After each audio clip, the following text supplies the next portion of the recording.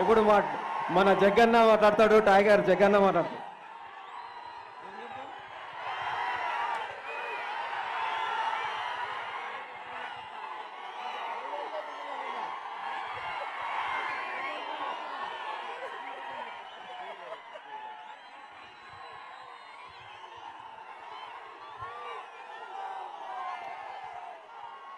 సోదరులారా, కార్యకర్తలారా,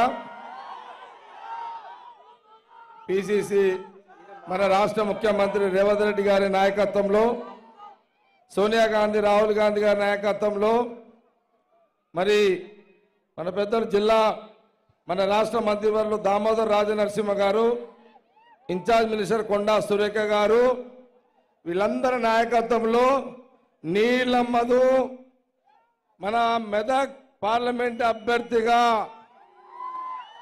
సోనియా గాంధీ, రాహుల్ గాంధీ, రేవంత్ రెడ్డి గారు డిక్లేర్ చేసిన సంగతి ఈరోజు నామినేషన్ రావడం జరిగింది. మనందరూ కూడా తెలిసిన విషయమే. ఒక విషయాన్ని మీ అందరు కూడా తెలియజేస్తుంది ఏంటంటే, గత 25 ఏళ్ల కిందట ఇది ఇందిరమ్మ పార్లమెంట్. ఇది మీ దగ్గర కసి ఉందా? కసి ఉందా? కసి ఉంటే ఒల్లుడు కాదు, ఓట్లు పడాలి. నీళ్ళమ్మదు కాంగ్రెస్ పార్టీకి.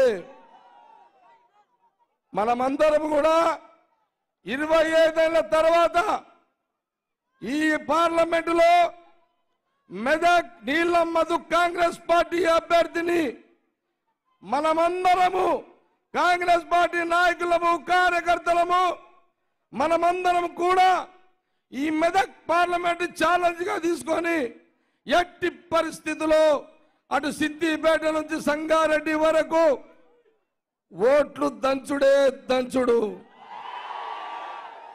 సోదరులారా, 2 పార్టీలు ఎవరు అడ్డం వచ్చినా ఊరుకునేది లేదు, జిమ్మికులు చేసినా ఊరుకునేది లేదు. హుషారుతోటి ఆట ఆడుదాం. అర్థమైందా? నేను ఒకటే చెప్తున్నా, ఏది ఏమైనా 25 ఏళ్ల తర్వాత ఇందిరమ్మ పార్లమెంటు రాహుల్ గాంధీ గారికి, మన రాష్ట్ర ముఖ్యమంత్రి రేవంత్ రెడ్డి గారు, ఇటు దామోదర్ గారు, కొండ సురేఖ గారు, హనుమంతరావు గారు, మైనపల్లి గారు, అగో పొంగులేడు శ్రీనివాసరావు గారు,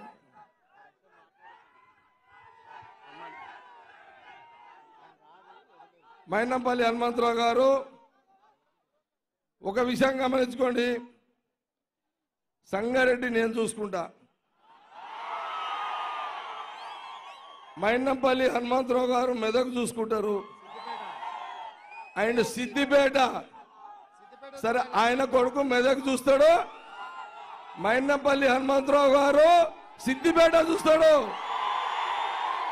సిద్దిపేటలు ఉన్నారా? ఈడ మీ దమ్ము చూపెట్టండి.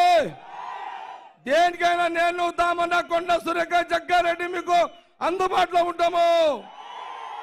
రేవంత్ రెడ్డి ముఖ్యమంత్రి మీద చూసుకుంటాడు. గవర్నమెంట్ మనది ఉన్నది. పోలీసు వాళ్ళకు భయపడకుండే.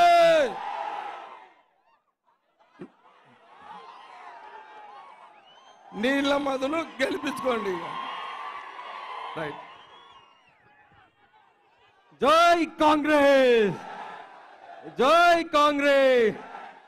సోనియా గాంధీ గారి నాయకత్వం, రాహుల్ గాంధీ గారి నాయకత్వం.